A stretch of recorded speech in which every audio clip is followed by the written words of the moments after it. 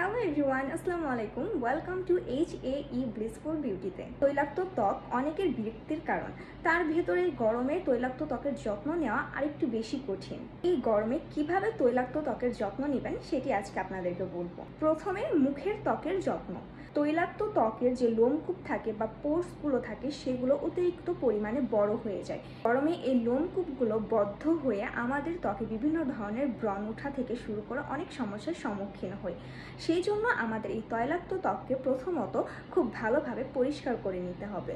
যাদের লেবুর রসে কোনো ধরনের অ্যালার্জি বা কিছুর প্রবলেম নেই তারা চাইলে লেবুর রস এবং গোলাপ জল একসাথে করে যে কোনো একটি কটন প্যাডের সাহায্যে আমাদের স্কিনটাকে মুছে ফেলতে পারি। এতে আমাদের স্কিনের যে পোর্সগুলো থাকে সেগুলো ক্লিন হয়ে যায়, যার কারণে ব্রণ থেকে শুরু করে অন্যান্য ফুসকুড়ির সমস্যাও সমাধান হয়ে যায়। যারা লেবুর রসের মাস্ক ব্যবহার করতে পারবেন না তারা চাইলে 1 চা চামচ বেসন,